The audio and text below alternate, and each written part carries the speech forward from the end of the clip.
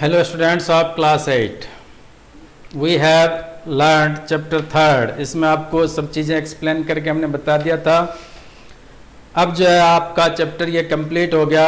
इसके question answer हैं जिनको एक्सप्लेन कर रहा हूँ। इसमें देखिए हमारा फर्स्ट क्वेश्चन है कि जो अपने सिंथेटिक फाइबर्स हैं इनको क्यों कहा जाता है सिंथेटिक फाइबर। तो ये हमने पढ़ा था कि सिंथेटिक का मतलब होता है निर्माण करना, बनाना।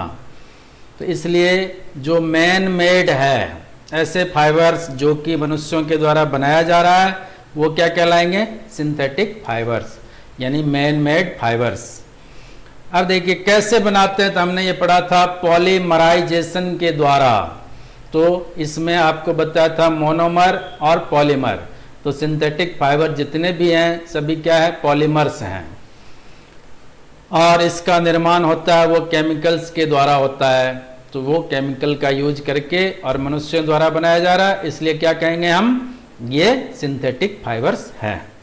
अब देखिए सेकंड क्वेश्चन है, इसमें कहता है mark right the correct answer. 3 option आपको दिए गए हैं, इसमें से करेक्ट ऑप्शन कौन सा होगा उसको आपको टिक करना है। तो देखिए जैसे क्वेश्चन है rayon is different from synthetic fibres. Rayon जो है हमने पढ़ा था कि एक तो क्या था? नायलॉन, एक क्या था? रेयॉन, एक क्या था? एक्रेलिक। तो ये सब जो हमने पढ़ा था उसके अंदर क्या बताया गया कि रेयॉन कैसे बनता है। तो रेयॉन जो है ये बनते हैं लकड़ियों के जो गूदे होते हैं उससे, वुड पल्प। देखिए इसमें ऑप्शन दिया हुआ है it is obtained from wood pulp. इसलिए क्या है? सिंथेटिक फाइबर से डिफरेंट हो गया। सिंथेटिक फाइबर सब तो किससे बन रहे हैं? केमिकल्स के द्वारा।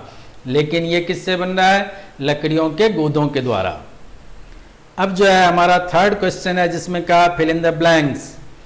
इसमें फर्स्ट पार्ट है synthetic fibres are also called dash और डैश फाइबर्स।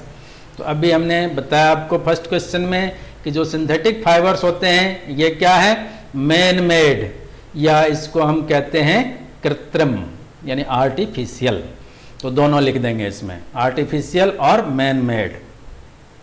फिर है second question synthetic fibres are synthesized from raw materials. Synthetic fibres जो है जो कच्चे माल के द्वारा बनाया जाता है, उन कच्चे मालों को क्या कहा जाता है? तो हम देखेंगे इसको कहते हैं पेट्रोकेमिकल। पेट्रो मीन्स क्या होता है? जो चट्टान है, रॉक है। और केमिकल्स, इसमें से जो केमिकल्स निकल रहे हैं, यानी मिट्टी के अंदर से खनिज लवण जैसे निकलता है, वो क्या है? केमिकल है। तो इनके द्वारा तैयार किया जाता है। फिर थर्ड पार्ट आता है like synthetic fibres plastics also a dash. तो अभी हमने बताया था आपको जैसे सिंथेटिक फाइबर्स क्या कहलाते हैं? पॉलीमर्स। इसी तरह से जो प्लास्टिक है इसको भी जब पढ़ाया था आपको तो उसमें भी ये फर्स्ट लाइन आई थी कि प्लास्टिक भी क्या है? पॉलीमर्स हैं। तो इसमें आंसर क्या बन जाएगा? पॉलीमर। अब देखिए फोर्थ क्वेश्चन है give examples which indicate that nylon fibres are very strong. कि ऐसे आपको एग्जाम्पल देने हैं कि जिसमें नायलॉन का जो धागा है या रेशा है ये बहुत ही स्ट्रांग होता है। इसमें आपको बताया था यूज के अंदर हमने कि नायलॉन का यूज जो है उसमें ये बताया गया था कि नायलॉन का यूज एक तो पैरासूट बनाने में किया जाता है, और दूसरा जो चट्टान वगैरह यानी माउंटेन पर चढ़ने वाले जो लोग होते हैं वो रस्सी का उपयोग करते हैं, उसमें नायलॉन की रस्सी का उपयोग किया जाता है। तो ये इतने मजबूत होते हैं कि इसके धागा को यदि हम स्टील के तार से भी कंपेयर करते हैं तो स्टील का तार यहाँ फेल हो जाएगा, लेकिन नायलॉन का धागा मजबूत चलेगा। इसलिए इसके अंदर क्या बन जाएगा? नायलॉन जो है ये स्ट्रांग है। इसका कारण क्या हुआ? तो 2 एग्जाम्पल देंगे कि इसका यूज जो है पैरासूट बनाने के लिए किया जाता है, और दूसरा रॉप बनाने के लिए जो कि क्लाइंबिंग के लिए काम आता है। अब फिफ्थ क्वेश्चन है हमारा explain why plastic containers are favoured for strong food. Plastic के डिब्बे होते हैं, इसमें हम बहुत सारे खाने वगैरह की वस्तुओं को रखते हैं। तो ये खाने पीने की जो चीज़ें हैं इनको प्लास्टिक में रखना ये क्या है? इसके पक्ष में क्यों आता है, तो ये क्वेश्चन पूछा है। तो इसके अंदर आप देखेंगे प्लास्टिक जो होता है ये क्या है, जल्दी किसी से रिएक्ट नहीं करता है, ना तो पानी से ना ही हवा से, यहाँ तक कि जो केमिकल्स वगैरह होते हैं उससे भी रिएक्ट नहीं करता है। तो इसलिए क्या कहा, प्लास्टिक जो है रिएक्ट नहीं करेगा वाटर और एयर से, साथ में इसके अंदर जो केमिकल्स होते हैं उसको भी आप देखेंगे रख करके, तो इससे भी रिएक्ट नहीं करता है, इसलिए इसका उपयोग जो है कंटेनर के रूप में किया जाता है। अब हमारा 6 क्वेश्चन है, explain the difference between thermoplastic and thermosetting plastic. हमारे इस एक्सरसाइज में 12 क्वेश्चंस हैं जिसमें से 6 आज करेंगे हम। तो 6 नंबर क्वेश्चन है, explain the difference between thermoplastic and thermosetting plastic. अब एक्सप्लेन करना, इसके अंदर क्या है, दोनों का डेफिनेशन भी लिखना है, इसके एग्जाम्पल भी देने हैं और इसका यूज भी लिखना है।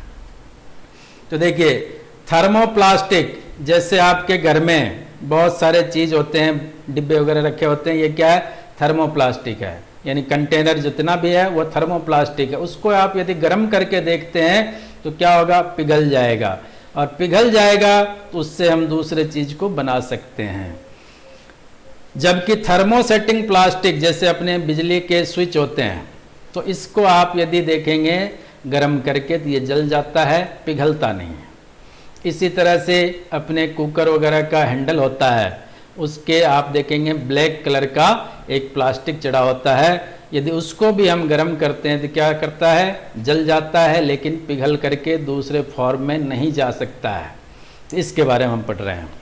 तो देखिए पहला तो क्या है, थर्मोप्लास्टिक, तो जिसको यदि हम गर्म करें और गर्म करने के बाद में पिघल जाता है, इससे हम दूसरे चीज़ों को प्राप्त कर सकते हैं, वो कहलाएगा थर्मोप्लास्टिक। जैसे पॉलीथीन, पॉलीथीन का बैग आपने देखा है, बहुत सारे हम सामान लाते हैं तो पॉलीथीन की बैग में दिया जाता है। दूसरा आता है पीवीसी, जिसको हम कहते हैं पॉलीविनाइल क्लोराइड, ये पाइप वगैरह बनते हैं पीवीसी से।